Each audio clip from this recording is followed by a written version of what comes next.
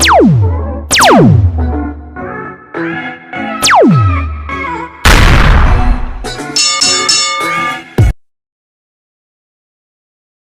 up, my Essential Unit? It's Essential Man here, so back again with another classic WWE pay-per-view review. This time I'm going to review Money in the Bank 2010.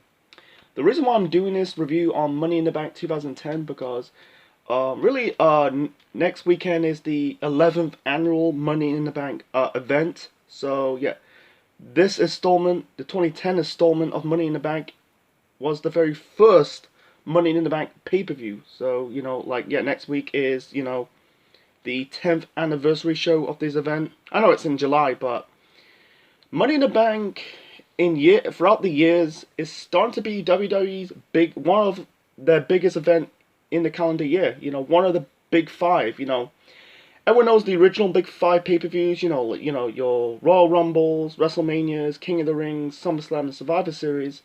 I think Money in the Bank kind of replacing King of the Ring. So it's, Royal Rumble, WrestleMania, Money in the Bank, SummerSlam, and Survivor Series. So, yeah, it's one of my favorite pay-per-views of the year. Because decide who's winning the Money in the Bank ladder match and who's going to be a future world champion.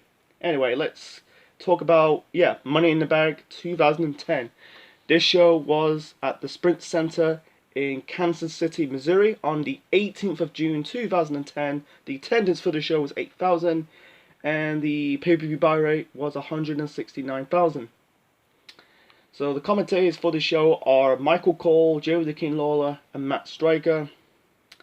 The first ever Money in the Bank pay-per-view, and because they've been doing, back then they've been doing Money in the Bank for 5 years. The first one was at WrestleMania 21, and really the last one they did at WrestleMania was the Money in the Bank. It was the fourth annual Money. I think it's the fourth or fifth Money in the Bank ladder match at WrestleMania 26. I covered it on my channel. That was the last one they did the Money in the Bank ladder match at WrestleMania before they started to do the pay-per-views. Anyway, so I'm gonna do the quick result in the dark match. The dark match, we had Santino Marella versus William Regal. The first match to kick off Money in the Bank 2010, we got the SmackDown Money in the Bank ladder match. We had Big Show, Cody Rhodes. At the time, we start doing the dashing Cody Rhodes gimmick.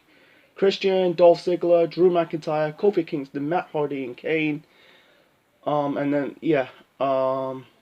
the backstory and the rumors that Drew McIntyre was predictable to win this match because he's self-proclaimed the chosen one. He was really predicting to win this match. I'll get little on it a little bit. Anyway, there was one comedy spot in this match. Big Show was about to climb the normal size ladder. Unfortunately, he broke one of the steps and he got pissed off. He ripped another step.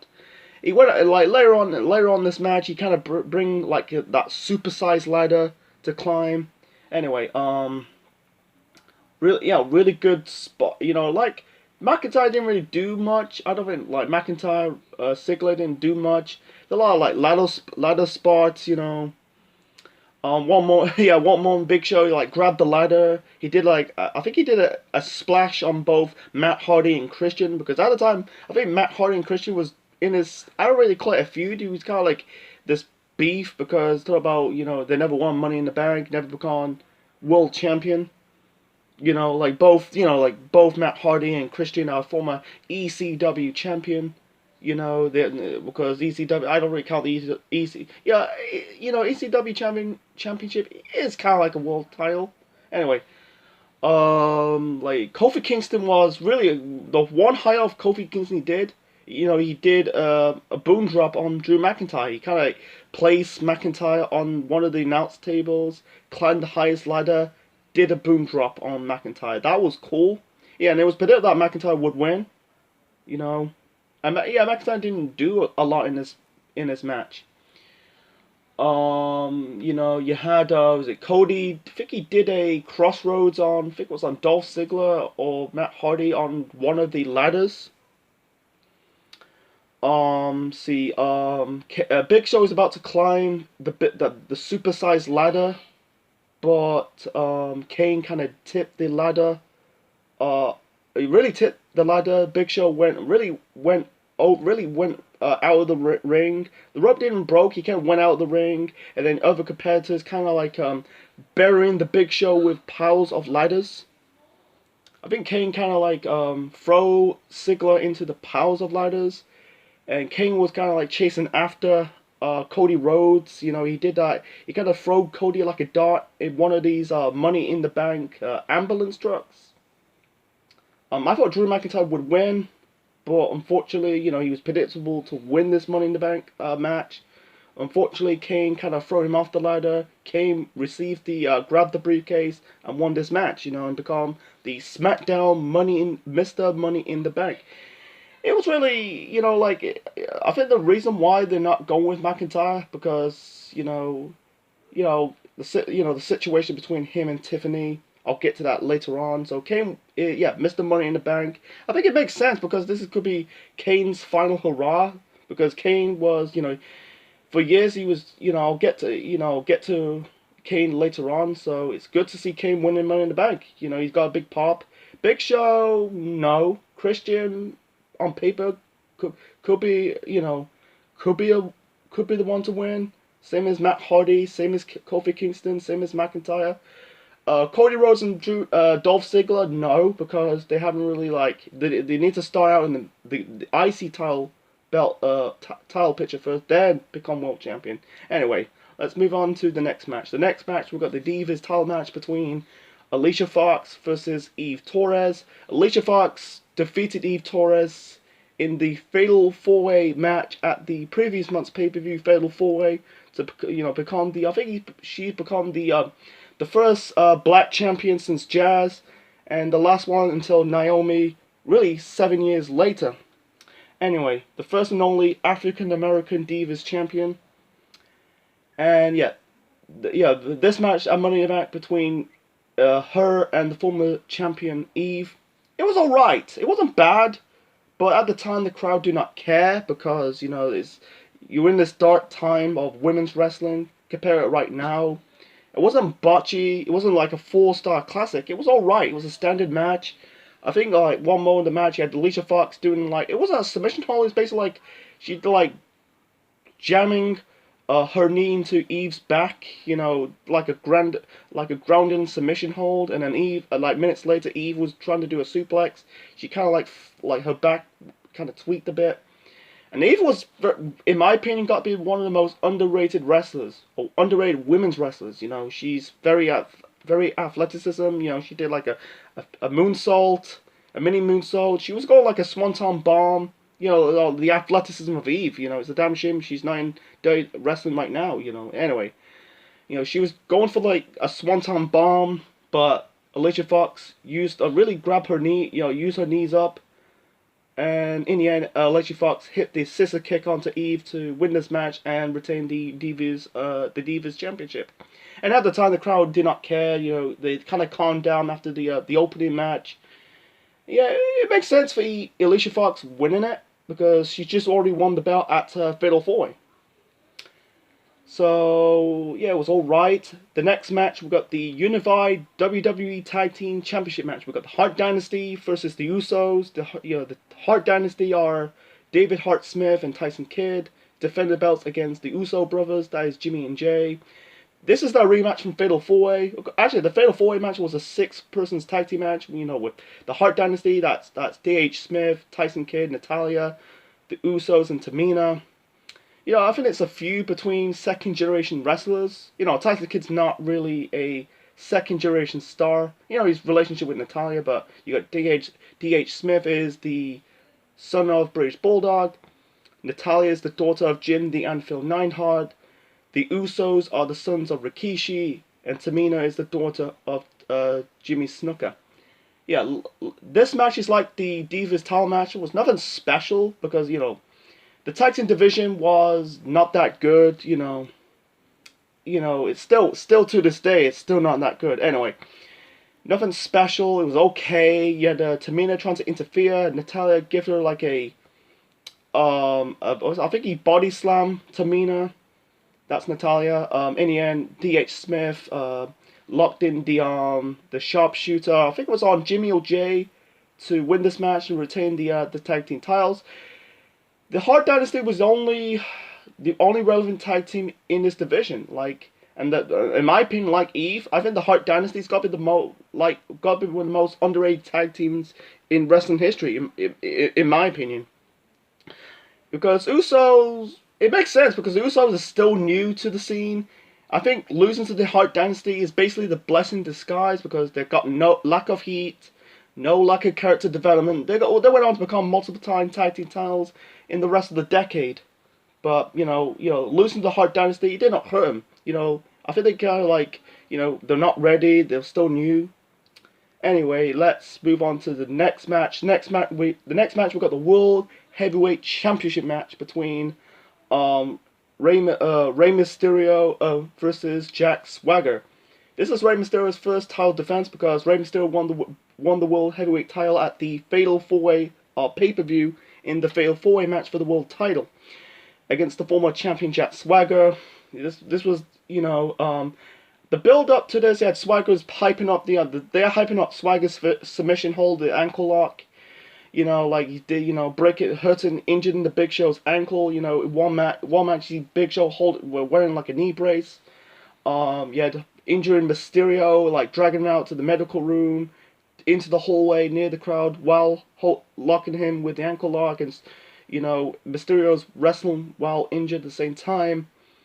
Anyway, so this match between Mysterio and Swagger, that was good. Throughout the whole bulk of the match, you had Swagger working on the injured ankle of Mysterio. One moment of the match, Swagger was going for I think Swagger hit the gut wrench powerbomb onto Mysterio. Mysterio hit his foot touched the ropes. He was going like a running power slam on the top rope, but Mysterio counted into the DDT. Mysterio hit the 619 onto Swagger. He's about to do like a Hurricane Rana or the West Coast Pop onto Swagger, but Swagger counted into the ankle lock. I think, one more of the match, Mysterio's Mysterio's boot came off. In the end, Mysterio hit the Hurricane Rana onto Swagger to win this match and retain the World Heavyweight Championship.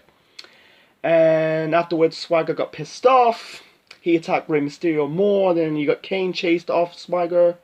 And they thought this was the end, but it was not. Kane came out of nowhere, cashing his Money in the Bank briefcase, and beat Mysterio. He basically chokeslammed Mysterio, tombstone Mysterio to win this match and become the new World Heavyweight Champion.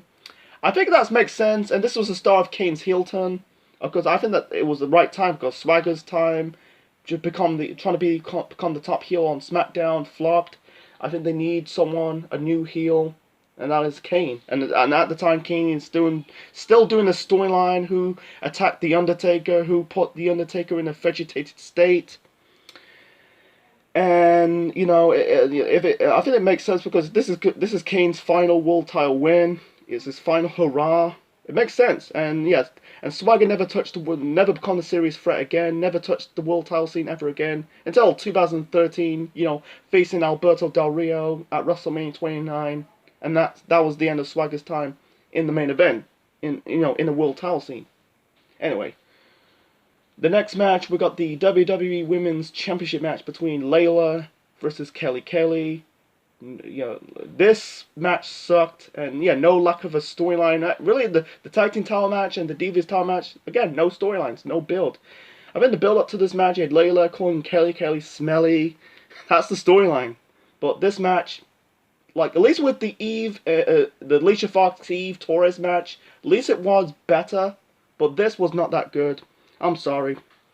In the end, Layla, I think he countered really rolled up Kelly for the win after the distraction by Michelle McCool. And at the time, fans were really do not care because this is the dark days of women's wrestling. Anyway, I'm not going to get into it. Let's move on to the next match, the semi-main event. We got the Raw Money in the Bank ladder match. We got Randy Orton Chris Jericho, Edge, Evan Bourne, John Morrison, Mark Henry, Randy Orton, Ted DiBiase Jr., and The Miz. I think the SmackDown Money in the Bank ladder match was a bit better than the Raw Money in the Bank ladder match, in my opinion. I feel like DiBiase didn't really do much. Like one more in the match, you had Maurice. At the time, she is Ted DiBiase's like on-screen valet slash girlfriend. She was about to climb the ladder to get the briefcase. It'd be cool. It'd be better than the James Ellsworth stuff in 2017. Anyway, Morrison really took her off the ladder, trying to do a move. He kind of teased it. Morrison trying to distract him. I think like Morrison kind of knocked DiBiase off the ladder. Morrison's more like a spot monkey. Like he did the Spider-Man type of parkour moments in this match. He kind of climbed one ladder and he ride on another ladder to get onto the ladder close to the briefcase. That was cool. Mark Henry kind of really knocked two ladders off. Like he kind of pushed because all 6 or 7 competitors kind of like fighting on 2 ladders. Henry kind of knocked 2 ladders with both 2 hands. That was cool to see. And you had Henry really eated a cold breaker and a spear by Chris Jericho and Edge. Evan Bourne did a shooting star press onto Randy Orton. But in the end, Orton was starting doing RKOs. He did an RKO on Bourne, Edge, Jericho, Morrison, DiBiase. I thought Orton was predictable. I guess DiBiase was never ready, but Orton, he's getting over. He's the most over guy. He thought he's gonna win it, but instead Miz came out of nowhere, knocked Randy Orton off the ladder, climbed the ladder, retrieved the briefcase, and the Miz is the Raw Money in the Bank ladder match. And also, Jericho and Edge, before this match said about I won the Money in the Bank ladder match. You had invented it. I'll get to the Miz's promo. Yeah, he cut a promo after that. Talked about he writing down the doubters because they said about I'm the future WWE champion and the Miz and I'm awesome. It makes sense because people are crapping on the Miz. And I think Miz is he was ready because I think he's the first guy to win the Money in the Bank and at the same time become a mid-card champion. And Miz went on to cash in the Money in the Bank briefcase later, really the end of December of 2010, to become the WWE champion for the first and only time. Anyway, that was a good match. And moving on to the main event, we got the WWE. You got a steel cage match for the WWE Championship. We got Sheamus versus John Cena. And Sheamus won the WWE title from John Cena in a fatal 4-way match. This was after the Nexus came out attacking the competitors in that fatal 4-way match, and this is still building up to the whole Nexus invasion, beating down other competitors. He beat down the legends like Ricky Steamboat. He beat down right off Mr. McMahon, Vince McMahon, and the storyline, like self-proclaimed Sheamus, John Cena offers Sheamus to join the Allegiance to stop Nexus. Sheamus declined. He got scared by the Nexus, and he kind of like teased of Sheamus' face turn. He didn't really turn face. He turned face in 2011, but anyway, this match was not that good, to be honest. I'm not saying John Cena and Sheamus are bad workers. Cena and Sheamus, they're good workers, but they just do not have any chemistry. This match completely sucked in my opinion. It's a bit boring. And the ending what really pisses me off. You got the Nexus guys came out. You had Michael Tarver grabbing bolt cutters, and you got one of the referees snatched the bolt cutters away from Michael Tarver's hands. Michael Tarver got pissed off. And then they were going for another referee. He was holding the key, and the other referee throwing the fucking key away. And it makes no sense. Why? So you could beat down security guards and referees, but you can't even beat down 2 referees who one snatched the bolt cutters and one throw the key into the crowd. Don't get it. Like, I think half of the Nexus members were disappeared after that. Barrett, I think it was Barrett, Latunga, Skip Sheffield. You know, like Sheamus and John Cena were on top of the steel cage. I think Gabriel and Slater was on top of the cage. Cena throw Gabriel into the cage. Sheamus knocked Slater off the cage. Sheamus managed to climb off the cage to win this match and retain the WWE title. And after that, John Cena got pissed off. He attacked Darren Young, and he freaky attacked Michael Tarver, hit him with the steel steps, and that was the end. And this was the sign of the Nexus downfall, man. They were booked strongly, but in this match, they booked completely weak, in my opinion. Couldn't beat down two referees. It'd be really good if they managed to go, rip, do the bolt, cut the cage with the bolt cutters, get in the cage, beat down John Cena and Sheamus, further up the storyline. I know it set up the Team WWE versus Team Nexus match at SummerSlam, but seeing the Nexus got beaten down by Cena, they were booked completely weak. This was the start of the downfall of the Nexus, man. So the main event completely sucks in my opinion. So overall, Money in the Bank 2010, my rating for the show, I'm gonna give it a 7 out of 10. 7 out of 10. A fun pay-per-view. I think match of the night for me has to be the SmackDown Money in the Bank ladder match. The second best match of the night for me has to be Mysterio versus Swagger for the world title. I think the two worst matches on the show has to be the Layla versus Kelly for the women's title.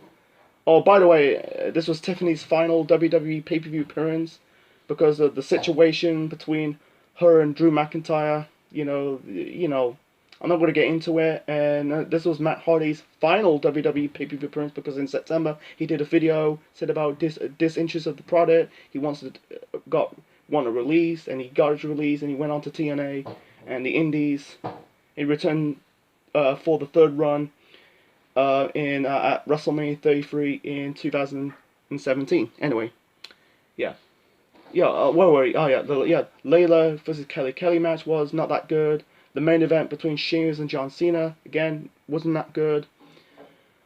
The third best match has to be the Raw Money in the Bank ladder match. Alicia Fox, Eve Torres for the Divas title match was okay. Same as the tag team title match between Hart Dynasty and Usos. Again, nothing special. So 7 out of 10. So hope you enjoy my 2010 Money in the Bank pay-per-view review. Hope you like it. Leave your thoughts in the comment section below. Smash the like button and subscribe to the Century Man Network on YouTube. And this is the Century Man officially signing out. Check you later.